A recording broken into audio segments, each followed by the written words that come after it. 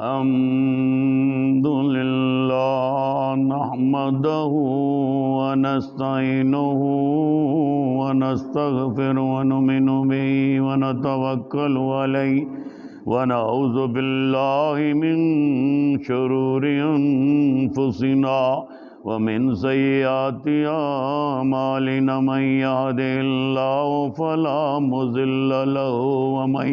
يضلله فلا هادي له ونشهد أن لا إله إلا الله وحده لا شريك له ونشهد أن محمدا عبده ورسوله أما بعد فإن خير الحديث كتاب الله وخير الهدي هدي محمد صلى الله عليه وسلم وشر الأمور محدثاتها وكل محدثة بدعة وكل بدعة ضلالة وكل ضلالة في النار اللهم صل على محمد وعلى آل محمد كما صليت على إبراهيم وعلى آل إبراهيم إنك حميد مجيد اللهم بارك على محمد وعلى آل محمد كما باركت على إبراهيم وعلى آل إبراهيم إنك حميد مجيد اعوذ باللہ من الشیطان الرجیم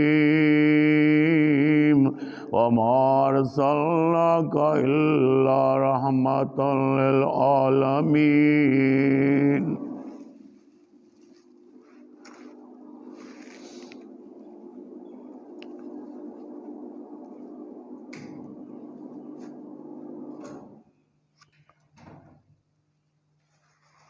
اور نہیں بھیجا ہم نے تجھے مگر رحمت بنا کر جہانوں کے لیے۔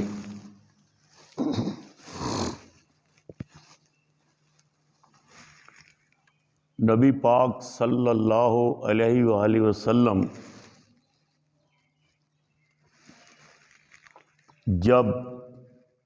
جوانی کی طرف آپ کی عمر مبارک پہنچی، ہمارے آج کے جوانوں کے ذوق اور شوق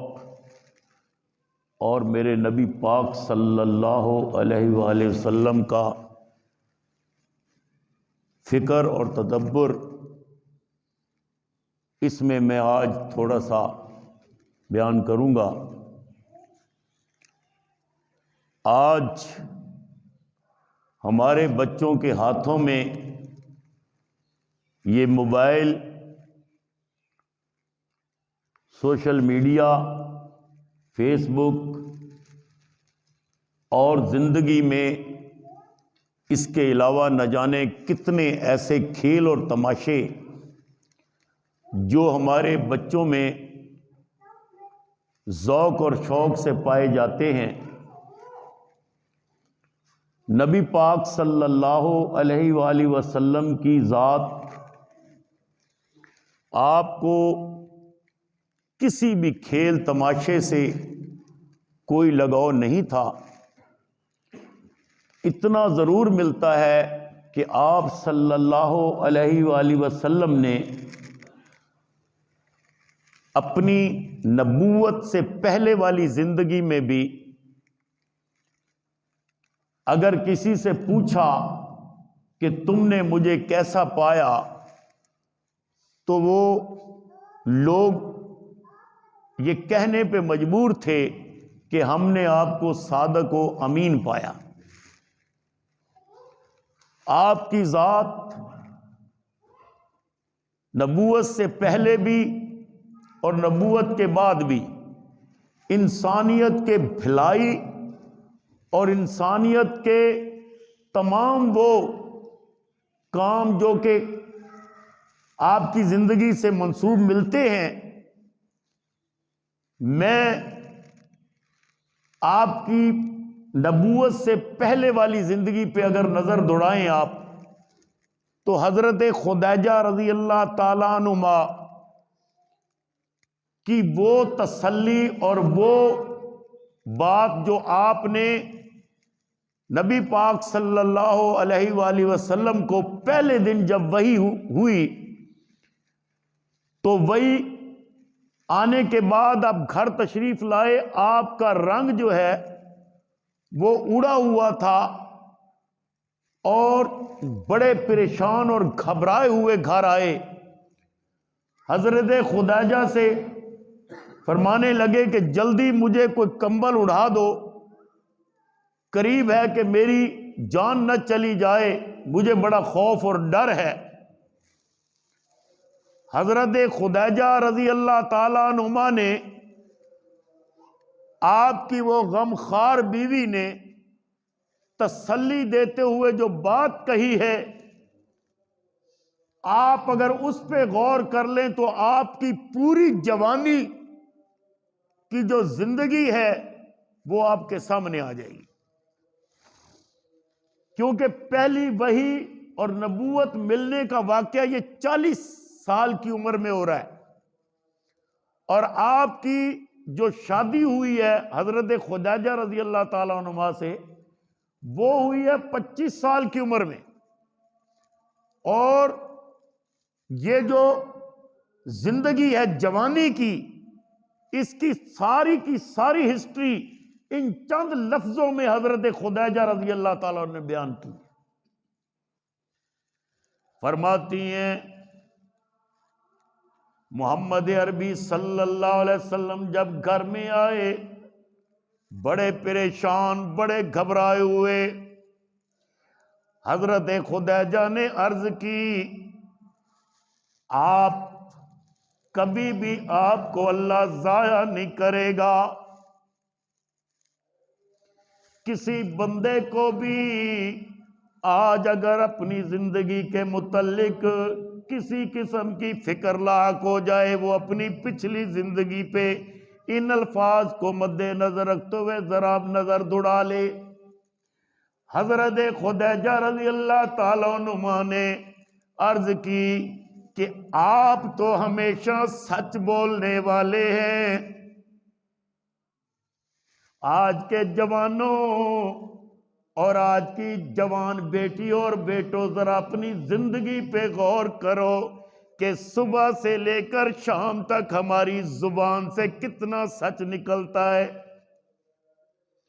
یہ محمد عربی صلی اللہ علیہ وسلم کی زندگی کی جوانی کی ہسٹری چند لفظوں میں بیان ہو رہی ہے۔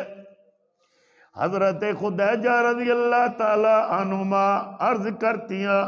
کہ آپ کو اللہ ضائع نہیں کرے گا، کیوں کہ آپ تو سچ بولنے والے ہیں، ہمیشہ سچ بولتے ہیں،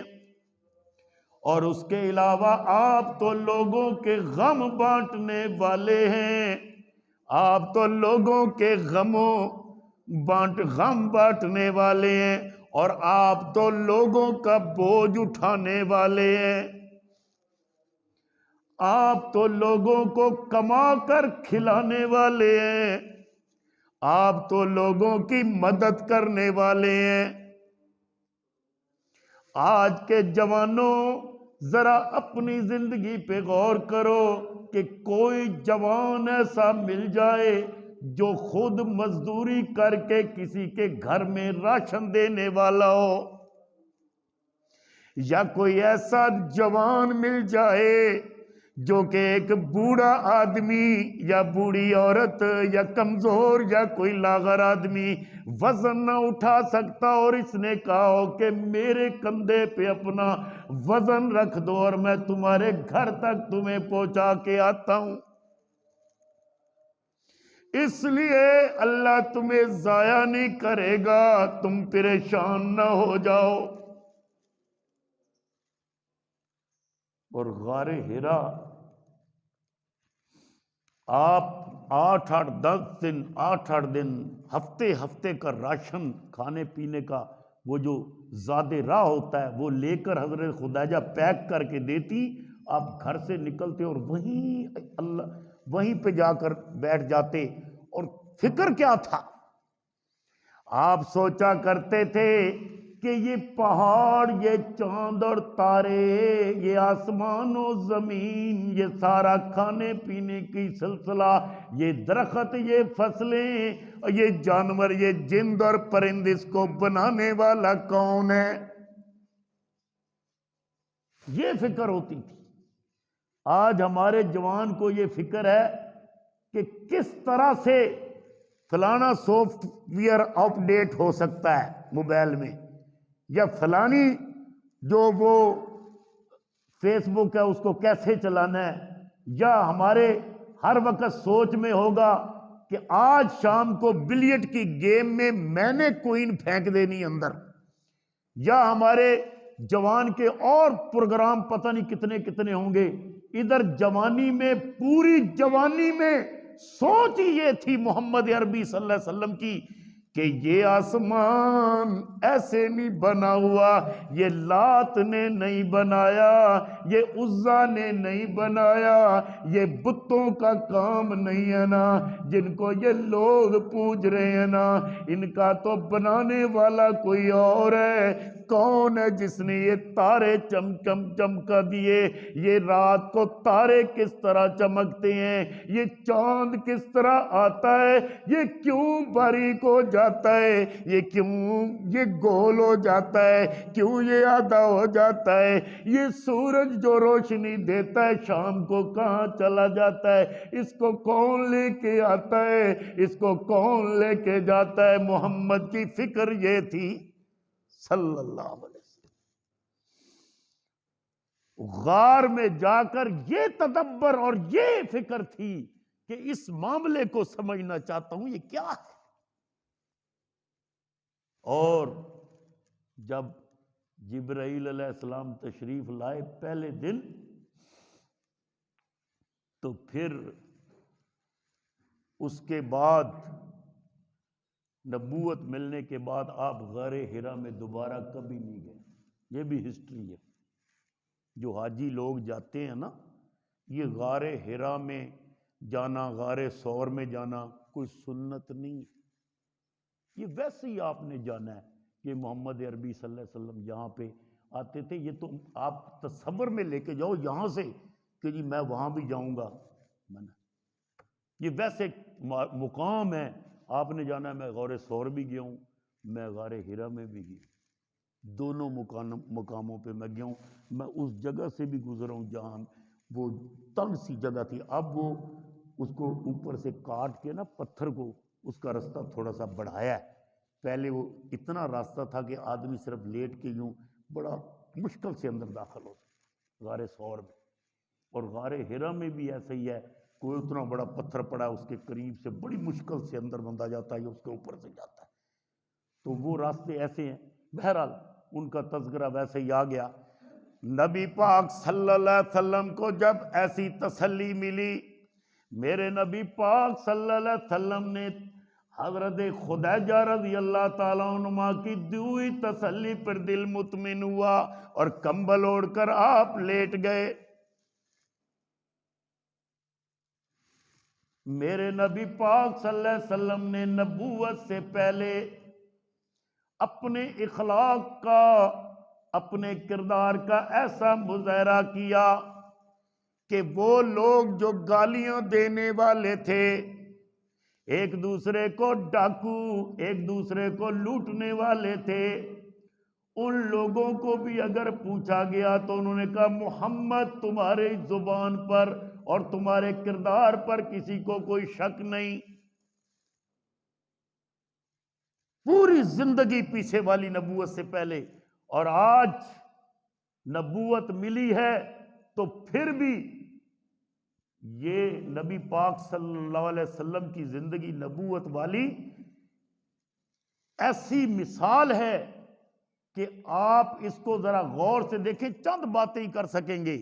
ٹائم اتنا ہوتا ہے۔ محمد عربی صلی اللہ علیہ وسلم کو جب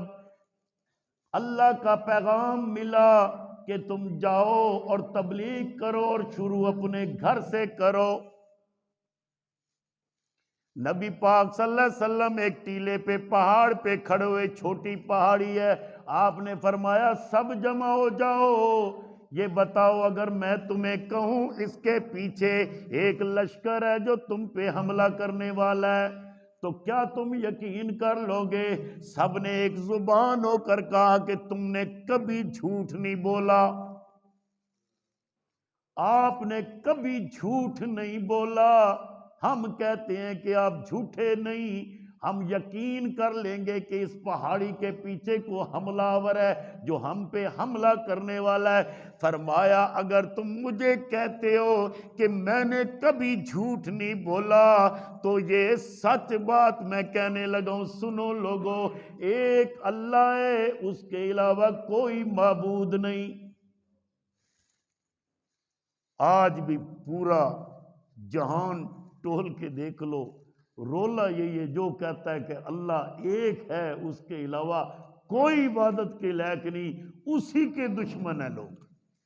اس وقت بھی یہ ہوا کہ ابھی چند لمحے پہلے آپ فرما رہے ہیں کہ اگر میں یہ کہوں کہ اس کے پیچھے ایک لشکر ہے جو تم پہ حملہ ہونے والا ہے تو وہ کہتے جی ہم اس کو 100% سچ مانیں گے، کیوں کہ آپ نے کبھی جھوٹ نہیں بولا۔ تو ابھی رسول اللہ صلی اللہ علیہ وسلم فرما رہے ہیں کہ میں تمہیں کہہ رہا ہوں کہ اللہ ایک ہے، اس کے علاوہ کوئی عبادت کے لائق نہیں۔ اتنی دیر میں کسی نے تھوکا، کسی نے گالی دی، کسی نے برا بھلا کہ تو نے ہمیں اس لیے اکٹھا کیا تھا، یار اس بات کے لیے اکٹھا کیا تھا۔ اپنے دشمن ہو گئے، اپنے دشمن ہو گئے۔ تبلیغ کے دوران محمد عربی صلی اللہ علیہ وسلم کے گلے میں کپڑا ڈال کر اتنا بھینچا کہ آپ کی آنکھیں مبارک باہر آنے کو ہوں۔ حضرت ابوبکر صدیق نے آ کر اور اتنا پیٹ رہے تھے آپ کو، اب حضرت ابوبکر صدیق نے آ کر آپ دھکا دیا ان لوگوں کو اور آپ کی جان چھڑائی ان سے۔ کس لیے؟ اللہ کی تبلیغ کے لیے، اللہ کے حکم کو سنانے کی وجہ سے۔ اور تو کوئی مسئلہ نہیں تھا، کوئی زمین کا مسئلہ نہیں ہے، کوئی کسی مکان کا مسئلہ نہیں ہے، صرف اور صرف کہ اللہ ایک ہے، یہ کیوں کہتا ہے۔ مثال ہے انسانیت کی میرے نبی پاک صلی اللہ علیہ وسلم کہ انسانیت کی بھلائی کے لیے آپ نے کیا کیا ہے۔ وادی طائف جہاں آپ تبلیغ کے سلسلے میں جاتے ہیں اور وہاں لوگوں نے وہ 3 وہاں پہ سردار تھے، 3 انہوں نے لڑکوں کو کہا، جوان بچوں کو کہا کہ تم ان کو پتھر مارو۔ وہ انہوں نے اتنے پتھر مارے، آپ کا جسم لہو لہان ہو گیا، اور لکھا ہے کہ آپ کی جو نالین مبارک تھے، جوتی مبارک، اس کے اندر خون جا کر جم گیا اور پاؤں کے ساتھ وہ جوتی چمڑ گئی، زور لگا کر وہاں سے علیحدہ کیا۔ وہیں پر جبرائیل علیہ السلام تشریف لائے اور عرض کی اللہ کا پیغام دے رہا ہوں، اللہ کا سلام ہے آپ پر، اور ساتھ ایک اور فرشتہ ہے، اور عرض کرنے لگے اللہ کے رسول یہ ساتھ میرے جبل پہاڑوں کا فرشتہ بھی آیا ہے۔ آپ نے فرمایا کیوں؟ عرض کی اللہ کے رسول اگر آپ حکم دیں، جنہوں نے آپ کو پتھر مارے ہیں، جنہوں نے آپ کا یہ جسم عطر مبارک زخمی کیا ہے نا، یہ وادی طائف جا کر آج بھی دیکھ لو اسی طرح موجود ہے۔ ادھر بھی پہاڑ ہے، ادھر بھی پہاڑ ہے، درمیان میں وہ وادی طائف کی بستی ہے۔ عرض کرنے لگا فرشتہ کہ اگر آپ حکم دیں تو ہم ان دونوں پہاڑوں کو ملا کر یوں رگڑا دے دیتے ہیں۔ جس نے آپ کے جسم عطر پر پتھر مارے ہیں، جنہوں نے آپ کا دل دکھایا ہے، جنہوں نے آپ کو دکھ پہنچایا ہے، ہم ابھی ان کا ستیہ ناش کر دیتے ہیں، ان کو چکی میں جیسے دانا پستا ہے اس طرح کر کے رگڑا دیتے ہیں، ان کو پیس کے رکھ دیتے ہیں۔ محمد مصطفیٰ نے کیا فرمایا؟ ارے نہیں نہیں، مجھے تو اللہ نے رحمت للعالمین بنا کے بھیجا، میں اگر یہ جو کر رہے ہیں وہی میں کروں تو مجھ میں اور ان میں کیا فرق ہے؟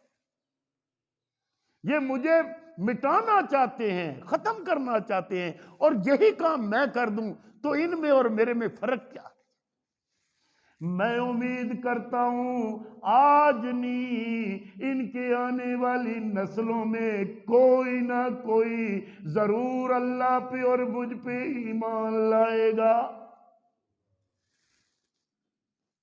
تاریخ نے لکھا ہے محمد بن قاسم وادی طیف کی لڑی سے، جو ادھر یہاں تک آیا سندھ تک، کتنی بڑی سوچ کی بات ہے کہ سارے کے سارے لوگ آپ کی جان کے دشمن ہیں، اور انہوں نے عملاً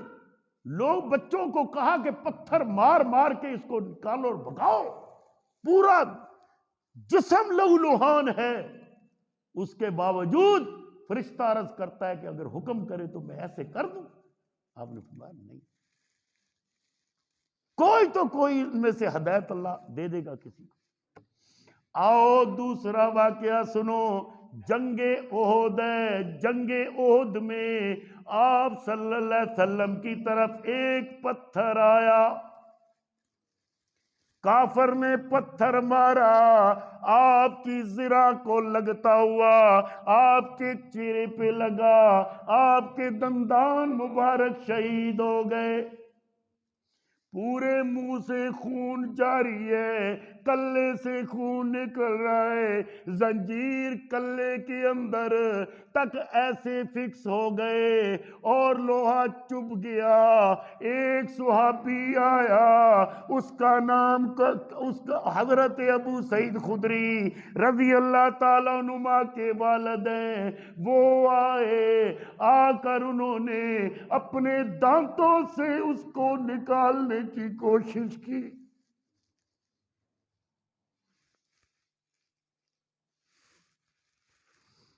میرے رسول کے کلے میں زنجیر کے وہ دانے ایسے پھنسے،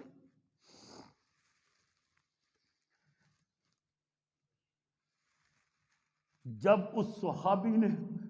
دانتوں سے پکڑ اس کو کھینچا، اس کا دانت ٹوٹ گیا، خون نکلا، اس صحابی نے اس خون کو چوس لیا کہ خون بند ہو جائے، چوسا تو نبی پاک صلی اللہ علیہ وسلم نے فرمایا اس کو تھوک دو، قربان جاؤں سنان وہ عرض کرتا ہے اللہ کے رسول میں کبھی نہیں تھوکوں گا، یہ کس کی قسمت میں ہے؟ اسی محبت میں نکلا، جب نکلا پھر جنگ میں شامل ہو گیا، میرے نبی پاک صلی اللہ علیہ وسلم نے اس کے لیے کیا فرمایا سنتے چلے جاؤ، اور جو نبی سے محبت کرتا ہے اللہ کی قسم وہ نہ دنیا میں ذلیل ہوگا نہ قیامت کو ذلیل ہوگا، لیکن محبت سچی ہو، دکھاوے کی نہ ہو۔ محبت اس کو ہوگی جو اپنے داڑھی کو نہیں منڈواتا، وہ محبت ہے۔ کہتا ہے میں نبی سے محبت کرتا ہوں اور پٹھے اس طرح سے داڑھی صاف کرواتا ہے، یوں کر کے اس کو کہتا ہے اور پیسے لے لے لیکن پتہ نہ لگے کہ ماں کا چہرہ یا پیو کا چہرہ، اچھی طرح رگڑ کے صاف کر، الٹا اس طرح پھیر ذرا اس کو کہ بچہ جب ہاتھ لگائے اس کو پتہ لگے امی کا چہرہ ابو کا ہے ہی۔ کپڑے شلوار تہمت ٹخنوں سے نیچے لٹکا کے اپنے آپ کو تکبر بنا کے چلتے ہو، پھر کہتے ہو محمد کا غلام ہو، محبت سے محبت ہے۔ فرمایا میرے نبی نے سنا جوانی رسول اللہ صلی اللہ علیہ وسلم کی، آپ نے نہ لڑک پن میں نہ جوانی میں، اور پھر جب نبوت ملتی ہے 40 سال کی عمر میں، فرمایا ٹخنے سے جس نے شلوار نیچے رکھی اور جس نے تہمت نیچے رکھا، قیامت کے دن اللہ اس پہ رحمت کی نظر نہیں ڈالے گا۔ اور جتنے لڑ وہ ڈبے چھوڑ کر پیچھے، وہ چاہے گارے میں مٹی میں دھوتی اس کی رگڑی جا رہی، اتنا تکبر سے اکڑ کے چلتا ہے۔ کوئی یاد رکھو میرے نبی نے فرمایا کہ وضو اگر جان کے لٹکاتا ہے، ایک تو ویسے ہی لٹک گئی نا، پھر اوپر کر لو، ایک جان کے لٹکاتا ہے اپنے تہمت کو اور یہ شلوار کو پجامے کو ٹخنوں سے نیچے تکبر کی غرض سے، وضو ٹوٹ جاتا۔ نئی نماز ہوتی اس آدمی کی جس نے یہ جان بوجھ کر یہ حرکت کی۔ نبی پاک صلی اللہ علیہ وسلم نے پتھر کھائے، اپنے کلے پہ پتھر لگنے کے بعد کیا فرماتے ہیں؟ اللہ میں تجھ سے دعا کرتا ہوں اس قوم کو ہدایت نصیب فرما۔ بدعا نہیں کی، وہ آؤ تو صحیح طرح میرے نبی کی زندگی کی جھلک تو دیکھو، کیا ہے کسی میں ایسا دل کہ تیرے سامنے کھڑا ہو کے تجھے پتھر مارے اور تو کہے اللہ اس کا بھلا کر دے، اللہ اس کو ہدایت دے دے؟ اللہ جی یہ نہیں جانتے تیرے محمد کی قدر کو، اس لیے انہوں نے مجھے پتھر مارا، اسی لیے تو لڑتے ہیں مجھ سے، ان کو جان نہیں ہے، ان کو علم نہیں ہے، ان کو میرے مرتبے کی قدر نہیں ہے۔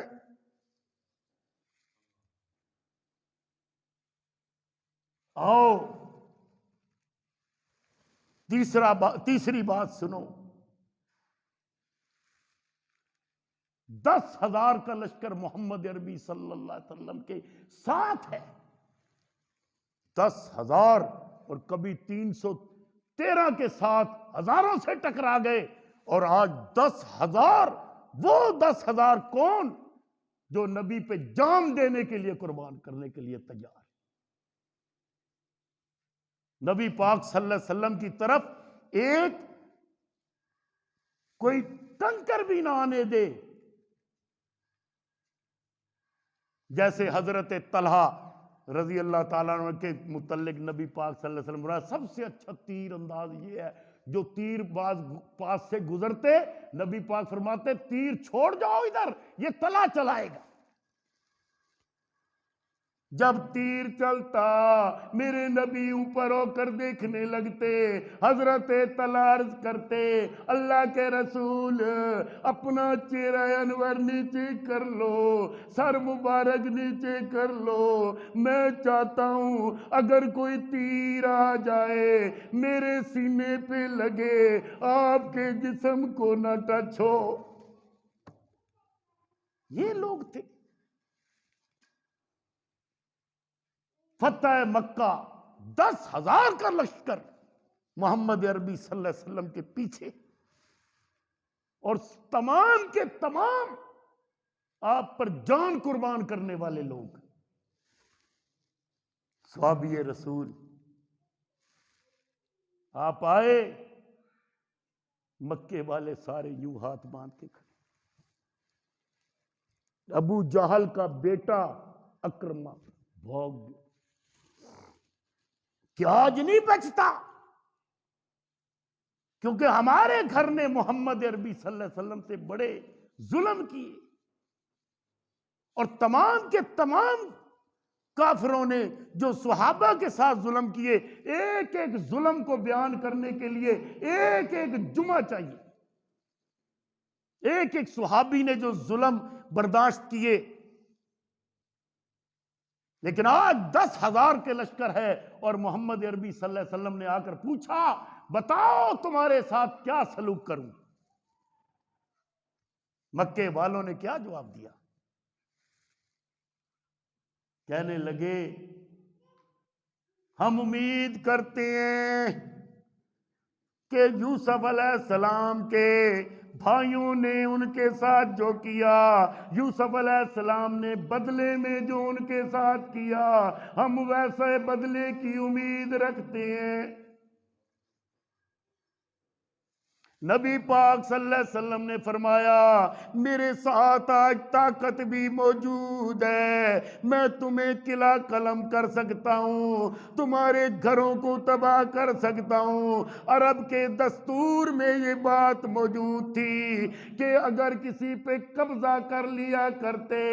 تمام مردوں کو ٹکڑے ٹکڑے کر دیا جاتا، ان کی بچیوں کو،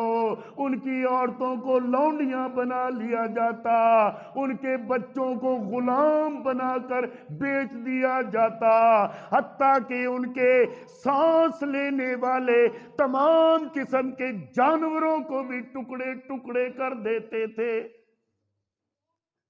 کوئی چیز نہیں بچتی تھی جس کے اوپر قبضہ کر لیتے تھے۔ اس وقت کے لوگوں کا یہ عرب کا دستور تھا، لیکن محمد عربی صلی اللہ علیہ وسلم نے ایک ہی زبان میں کہہ دیا، او قاتلو، او ظالمو، جس نے بھی ظلم کیے، جس نے بھی کس قسم کا ظلم کیا ہے، میں نے تمہیں اللہ کے لیے معاف کر دیا۔ بتاؤ تو صحیح لا کے کوئی ایسی ہستی۔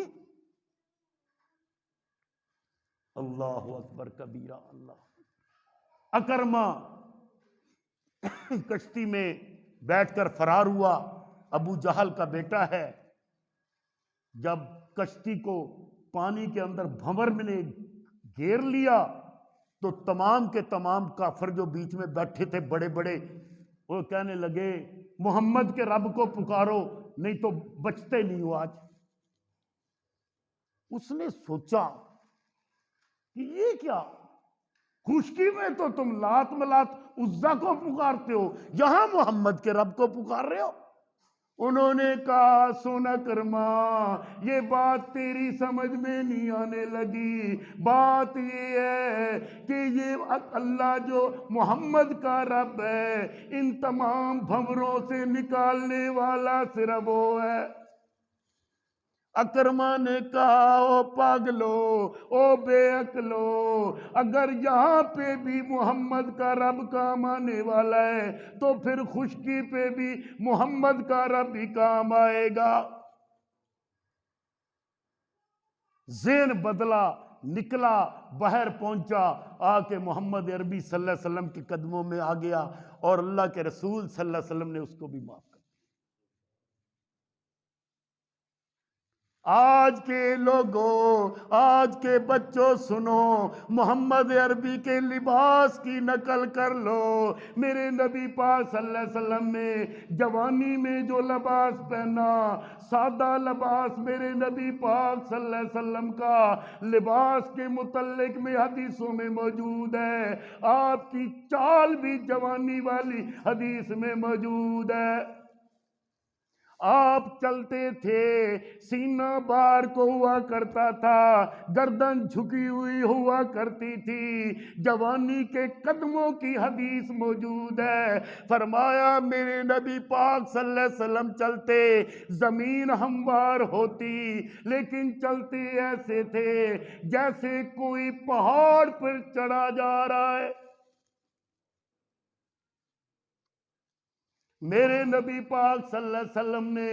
جوانی کے عالم میں کبھی ایسے ماتھے پہ بال نہیں بنائے، کبھی کٹاؤ نہیں کیے، کبھی ایسے بالوں کو نہیں بنایا جیسے آج کا نوجوان بناتا ہے۔ میرے نبی کی کوئی کھیل ایسی نہیں جیسے آج نوجوان کھیلتے ہیں۔ میرے نبی پاک صلی اللہ علیہ وسلم کی پوری زندگی میں جھوٹ نہیں۔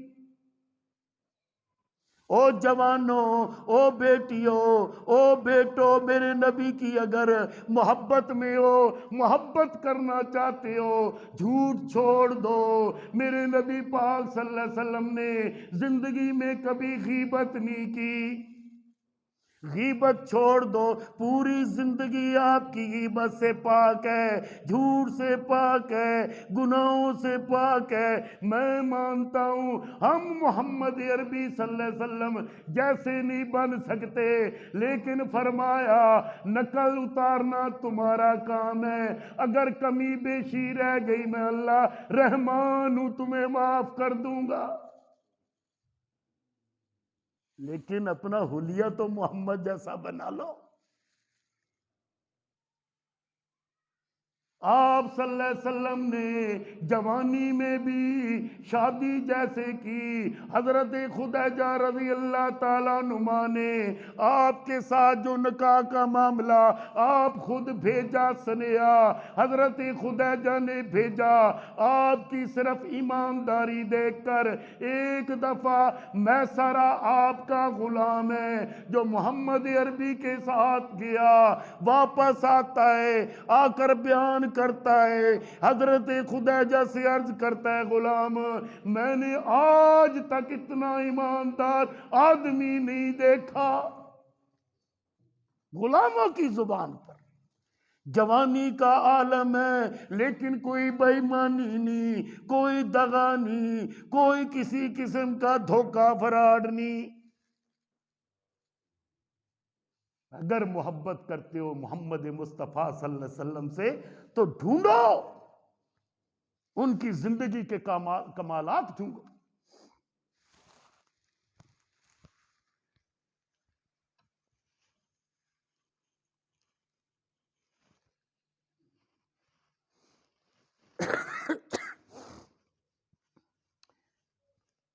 کہا نہ پھر کہ اگر کوئی ڈھونڈنے بھی نکلے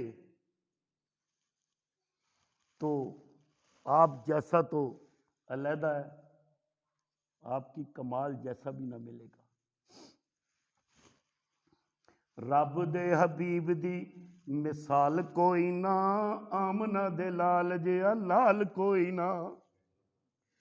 اور رب دے حبیب دی مثال کوئی نہ، آمنہ دے لال جیا لال کوئی نہ، او بولے جدوں کناں وچ رس گھلدا، او جدوں بولے کناں وچ رس گھلدا، اون دی شان وچ رب دا قرآن بولدا، اوندے جیا صاحب کمال کوئی نہ، آمنہ دے لال جیا لال کوئی نہ، میرے نبی جیا سونا تے حسین کوئی نہ۔ وہ کسی نے کہا تھا نا، ہے جی، وہ کسی نے کہا تھا، کس نے کہا تھا؟ حضرت عائشہ صدیقہ رضی اللہ تعالیٰ فرماتی ہے کہ حضرت یوسف کو دیکھ کر زلیخا کی نام ہی ہے زلیخا دیا ہوا، آیا نہیں ہے کہیں حدیث میں، بس ایک نام فٹ کیا ہوا ہے۔ بھئی آپ کی جو وہ تھی، وہ بادشاہ کی بیوی جو تھی زلیخا جس کو کہا جاتا ہے، اس کی سہیلیوں نے یوسف علیہ السلام کا چہرہ دیکھ کے وہ سیب کاٹنے کی بجائے، پھل کاٹنے کی بجائے اپنی انگلیاں کاٹ لی تھی۔ حضرت عائشہ صدیقہ رضی اللہ تعالیٰ فرماتی ہے کہ آج وہ آنکھ، وہ بیویاں، وہ اس کی سہیلیاں میرے محمد کو دیکھ لیتی، ہاتھ نہیں کلیجے کاٹ لیتی۔ محمد مصطفیٰ صلی اللہ علیہ وسلم، اور خدا کی قسم تصور میں ہی گمراہ کرو تو تم جنتی ہو جاؤ گے۔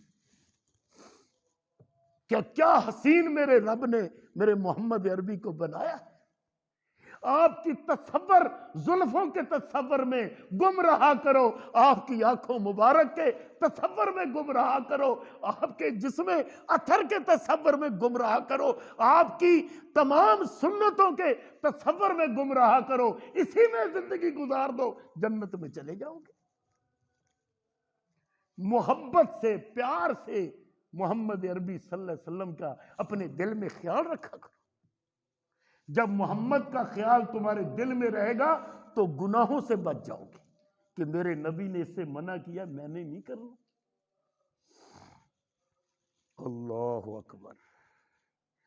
میرے نبی جیا سونا تے حسین کوئی نہ، فہیم ایسا کوئی تے ذہین کوئی نہ اوندے جیا حسن تے جمال کوئی نہ آمنہ دے لال جیا لال کوئی نہ رب دے حبیب دی مثال کوئی نہ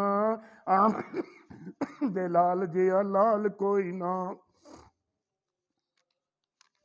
سونے جیا سونا با کمال کوئی نہ